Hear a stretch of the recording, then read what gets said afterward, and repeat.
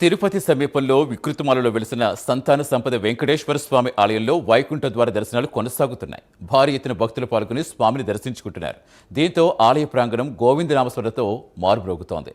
Prime 9 director కొండా Narendra, editor రాజు, రాష్ట్ర హస్తకళా corporation chairman Hariprasad సంతాన సంపద వెంకటేశ్వర స్వామిని దర్శించుకుని మొక్కులు చెల్లించుకున్నారు.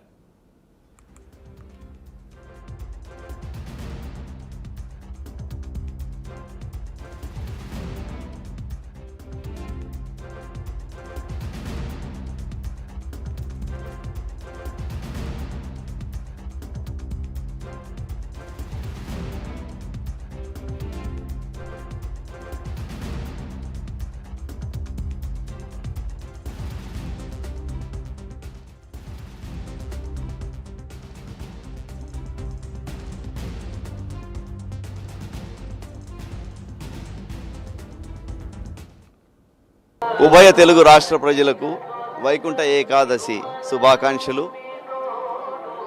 ఆ దేవదేవుడు వెంకటేశ్వర స్వామి అందరికీ దీవించాలని మనస్ఫూర్తిగా కోరుకుంటున్నాం. మా ప్రైమ్ 9 తెలుగు ప్రేక్షకులకు, అంతర్జాతీయంగా ఉన్న ప్రేక్షకులకు అందరికీ వైకుంఠ ఏకాదశి శుభాకాంక్షలు. ఈరోజు ప్రొద్దున దేవుని దయతో శ్రీ వెంకటేశ్వర స్వామిని తిరుమలలో దర్శనం చేసుకోవడము జరిగింది. తర్వాత ఇప్పుడు తిరుపతికి దగ్గరగా ఉన్న వికృతమాల గ్రామంలో శ్రీ సంతాన సంపద వెంకటేశ్వర స్వామి ఆలయంలో మళ్ళీ ఆయన్ను దర్శించుకోగల భాగ్యము మళ్ళీ దొరికింది. ఈ సందర్భంగా ముక్కోటి ఏకాదశి, వైకుంఠ ఏకాదశి అందరికీ శుభాకాంక్షలు. దేవుణ్ణి దీవించాలని, అందరినీ దీవించాలని ప్రార్థిస్తున్నాం. సంతాన సంపద వెంకటేశ్వర స్వామి వారి ఆలయాలు ఈరోజు భక్తులతో కిటకిటలాడుతున్నాయి. భక్తులందరూ కూడా మేము ఒకటే విన్నవిస్తూ ఉన్నది, స్వామివారి ఈరోజు వైకుంఠ ఏకాదశి నాడు స్వామివారి దర్శనం చేసుకుని వైకుంఠ ద్వార దర్శనం చేసుకుంటే స్వామివారి కృపకు పాత్రలు కాగలని తెలియజేస్తూ ప్రతి ఒక్కరు కూడా వికృతమాల్లో ఈరోజు దాదాపు 13 సంవత్సరాలుగా ఈ యొక్క వైకుంఠ ఏకాదశి పురస్కరించుకొని దివ్య పుష్పాలంకరణతో, ఎందుకంటే స్వామివారు అలంకార ప్రియులు, స్వామివారు నైవేద్య ప్రియులు, స్వామివారు భజన ప్రియులు.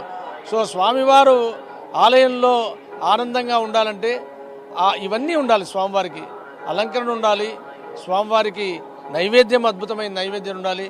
అలాగే భజన ఎప్పుడు కూడా వేదం స్వామివారికి వినబడుతూ ఉండాలి.